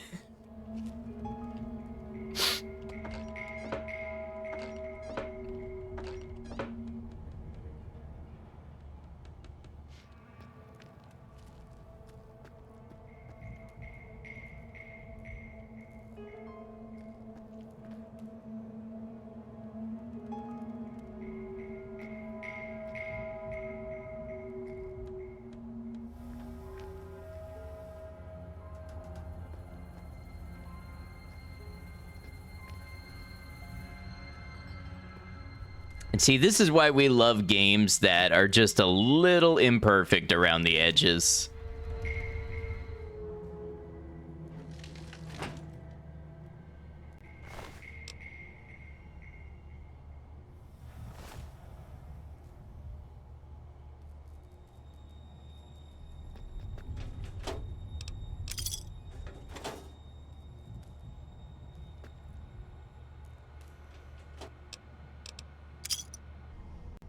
Ooh, binoculars. Those will be worth something.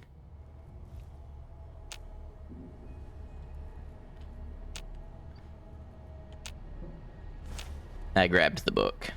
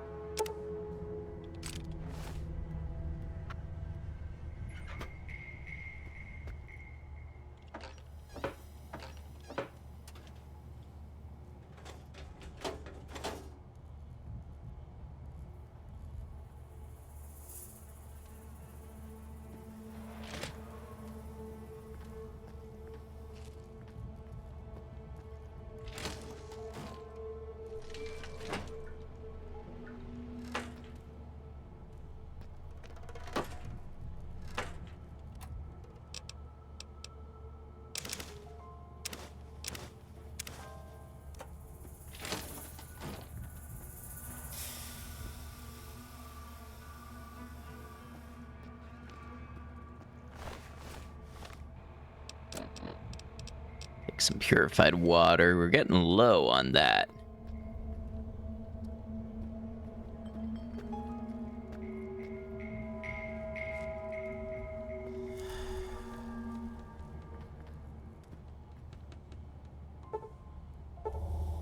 Okay, I guess I can't get into that door. Oh, I'm over capacity because I'm hungry. Well, how about we eat a nice, let's have a gecko steak.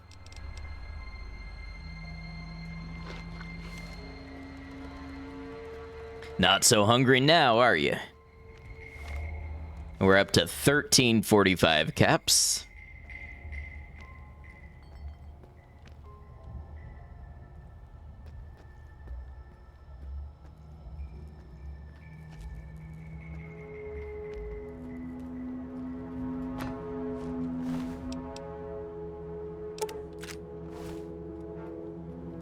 This flamer fuel is going to be a real nice boost to the scavenging money.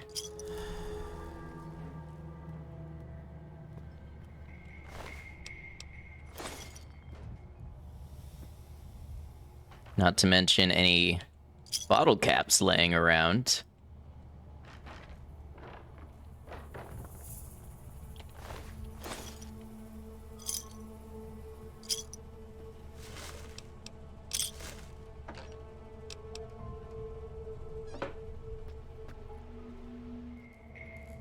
I think there was a door out here that I hadn't checked.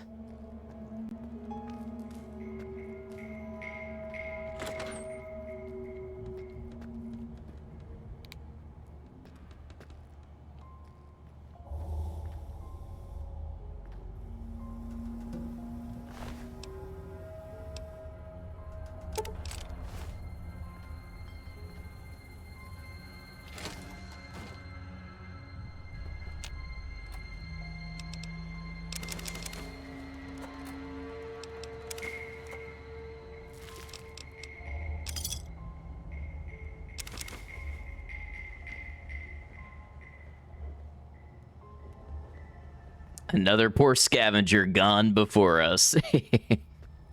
We'll take the bottle caps from here.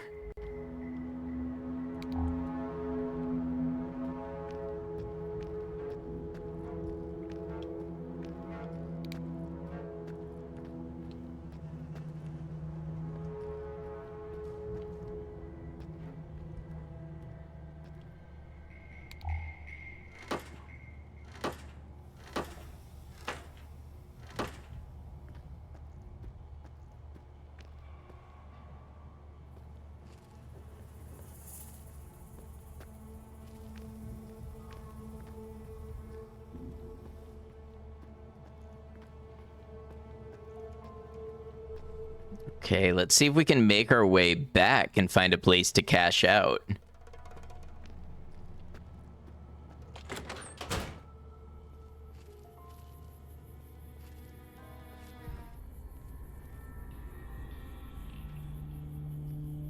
If I remember correctly, this is where the NCR has placed some landmines to protect from the fiends.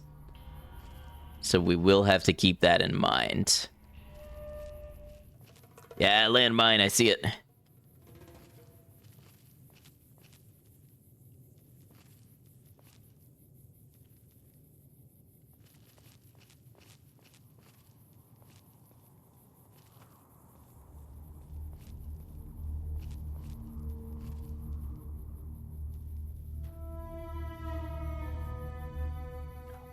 All over the place.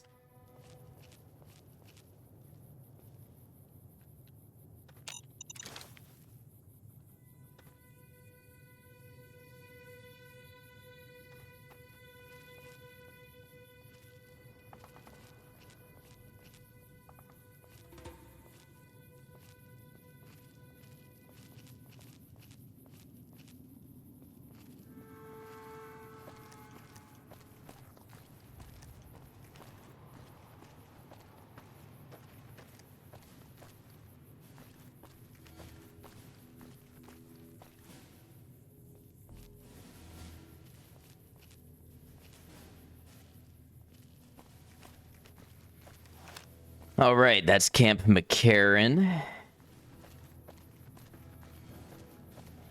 So now I want to go around the corner to Gun Runners.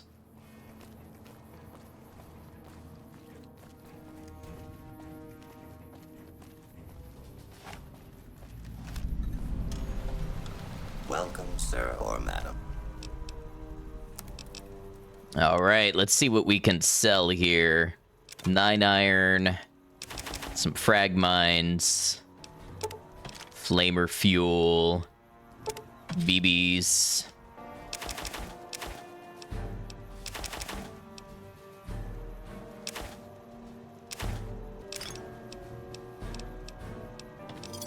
Okay, we're at 1854. So honestly, under these rules, I mean, we could sell off the 10mm pistol, which I don't think we have fired once.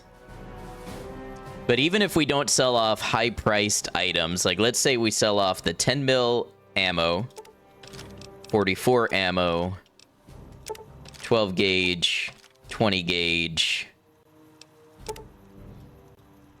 a third of our energy cells. And we're at 2070. Can we make it 2077 in honor of Fallout?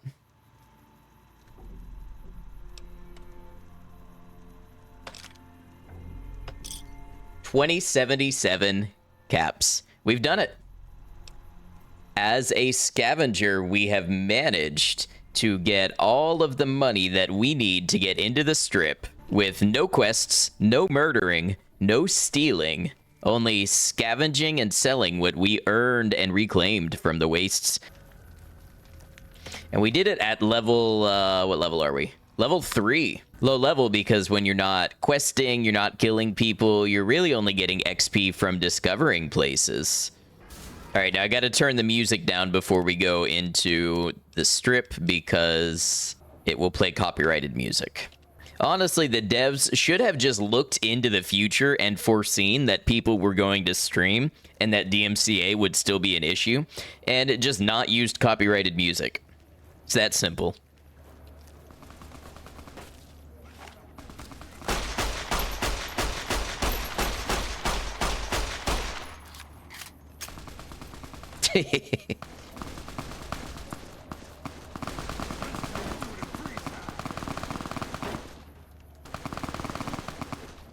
Well, who's that now? Oh, everybody's shooting at the one guy, and nobody can aim. There we go. Submit to a credit check. Thank you, sir. You may proceed. And here it is. Welcome to the strip.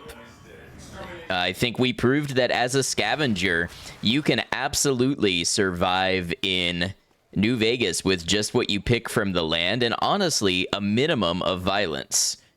If you're careful and measured in your actions. Does that mean there won't be deaths? Of course not. But is it possible? 100%. At least for the amount of time we did it. All right, we have an available room for you. That'll be just 20 caps. 20 caps? We have money to stay there for 103 days. Go all the way down to the vault's main hub. Your room's in the hallway to the left. Enjoy your stay. Lose it all in blackjack. Okay, the vault's main hub. The real final boss of the run is not getting lost in here.